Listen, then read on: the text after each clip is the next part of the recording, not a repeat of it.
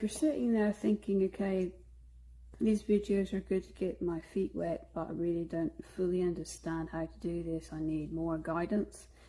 I do offer some actual apprenticeship, but that, unlike the channel, typically is not free.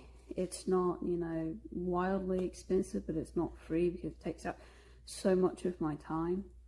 If you can prove to me that you're in a situation where you cannot afford it, then in very rare circumstances, maybe, but typically it does cost something. It's literally every lesson is through video chat, so it's a live back and forth. I have to demonstrate things and I have to see whether or not you're doing it right.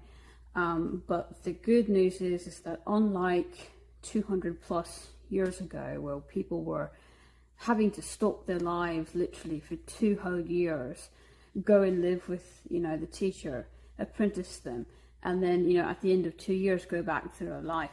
I mean, no one can do that in today's time. And to be honest with you, I would not have the patience.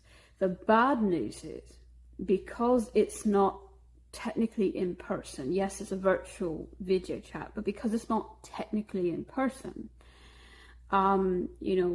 I have to test you through this video chat, and you have to pass an extra portion of the test.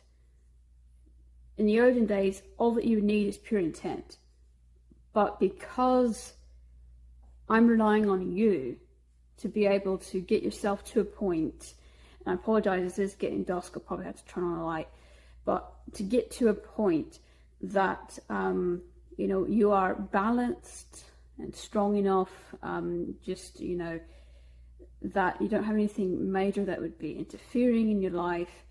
Addictions is one thing, family issues is another thing, just different examples of what I mean by that. But, in the olden days, if you were not ready, what we call ready to learn, I could get you ready with a 24/7 intervention, basically, because you're right there with me. I can force people to, into that balance, but I'm relying on you to already be balanced. No, you don't have to be 100% balanced, but you have to be balanced enough that, you can show up to the lessons on time, even though they're through video chat. You're still gonna have to show up to them on time.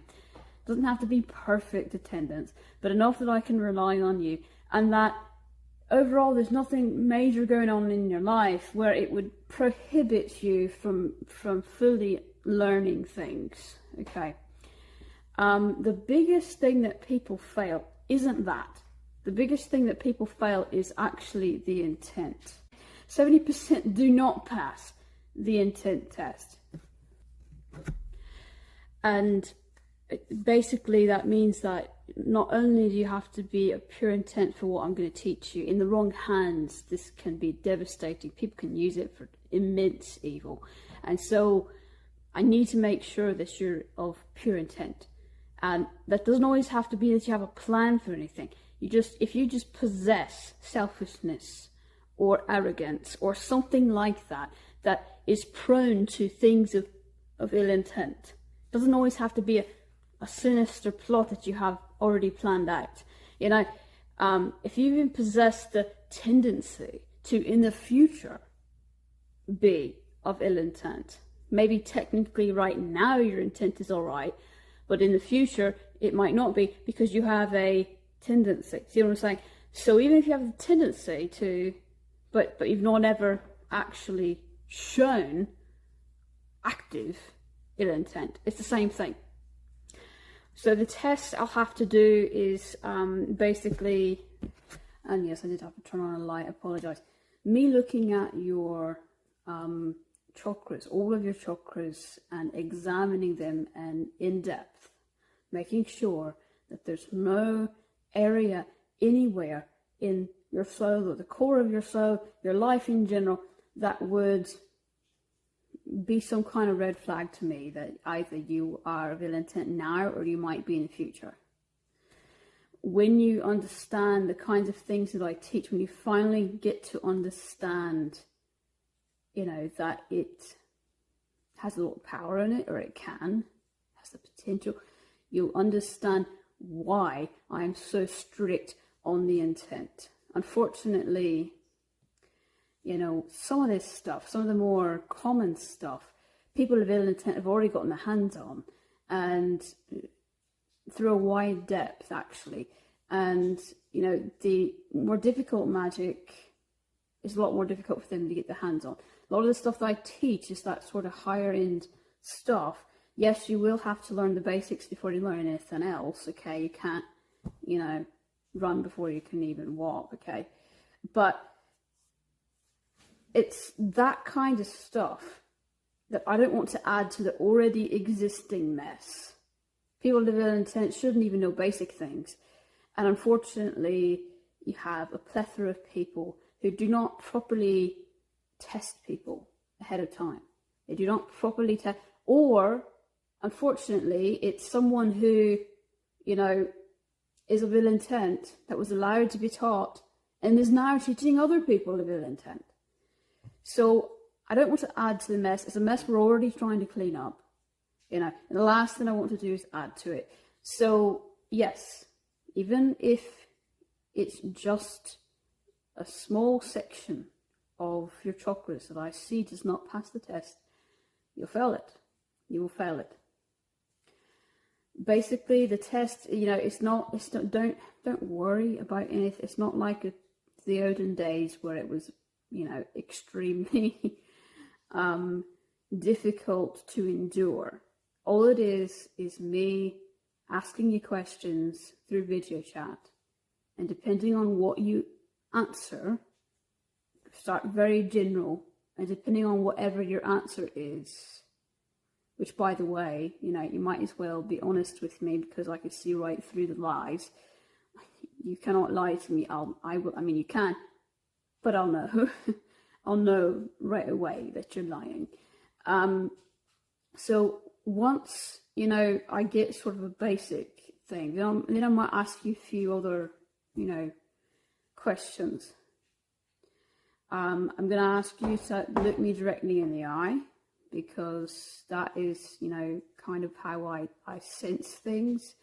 I can, if you shoot me an email, and I'll have something at the bottom of your screen, but if you shoot me an email, you know, just telling me in general what you want to learn and asking me, you know, if you can apprentice, yes, I can get a general sense of whether or not in general you are, by that email, by the energy of the email, whether or not it's being sent by somebody of pure intent or ill intent. But the reason why I still have to test you is because I have to make sure that I've tested every little crack and crevice of your soul, okay?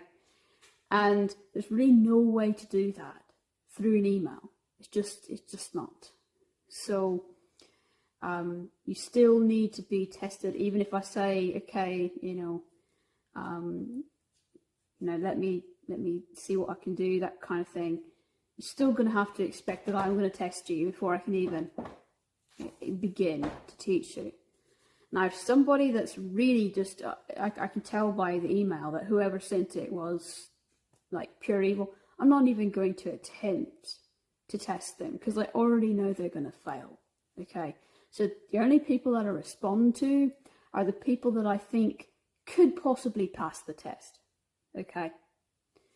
But yeah, so at the end of that initial test, you'll know by the end of that video session whether or not you passed it. I'll let you know. And then you can decide whether or not, you know, you still want to apprentice. I always give people kind of a window to make sure that they can commit to this, because it is a commitment. It's like a college course. You know, you need to be committed. It's going to take many months probably to learn whatever you need to learn. And by the way, when you do send me an email, tell me in general what you want to learn, you know, because when it gets into the really specific things, nobody knows everything. If they say they know everything, they're lying to you. And so if it's something really specific you want to learn, you might want to mention it, especially something like that, because I'll need to tell you, yes, I do know how to do that, or no, I don't know how to do that. You need to ask somebody else to teach you that. In that email, brief description of what you want to learn and why. Why is, you know, pretty important, you know, if you can say why. Because, you know, paganism is not just about the magic, it's about, it's a very strict, actually, religion. It's very simplistic in terms of, you know, our values and our morals, but they're very strict. So even though we've only got a few rules, the rules are really strict. I'll give you an example. Two main rules: pure intention and sacred permission. Pure intent overrides everything else. So if you make a mistake in paganism, if it's an honest mistake, you know, then you know, you'll be forgiven as long as you've got the pure intent to write. But you have to be that your entire life. I mean, you can't ever be of ill intent, like, ever. And these Abrahamic religions will, you know, really just kind of, you know, be a slap on the wrist. But you really, you know, if you're even just a thought, not the action, you know, it's said to be really bad luck. Sacred permission means that you ask anything it entitles, whether it be the land, Mother Nature, the universe itself even, to do magic, especially to take things. Like if I take a dried, crinkled, dead leaf, you know, I use this a lot because people think that, you know, the average person thinks that that doesn't mean anything. What little value a dried, crinkled, dead leaf is to you, it doesn't matter. You still have to ask sacred permission as to whether or not you're allowed to remove it from the forest. It's that strict. This isn't for everybody, you know. It's a way of life. When you go to the store and you want to buy food, you have to do the same thing. You can't take what you want. You have to take what you're allowed to have, what the universe says you're allowed to have. And for all you know, somebody else might come up behind you that really needs whatever you just got, and they need a lot more than you do. So, you know, it's that kind of selfless path that we're on.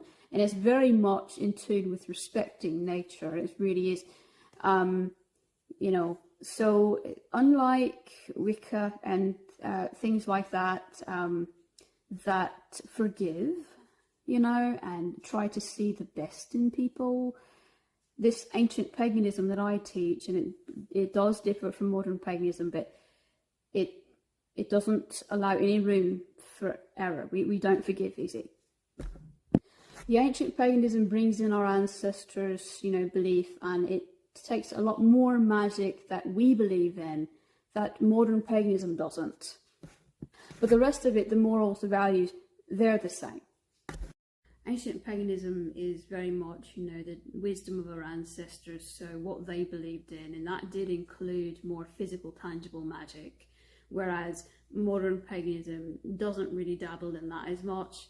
I'll have several different videos that you can watch that sort of further explain that if you're interested in knowing more about the difference.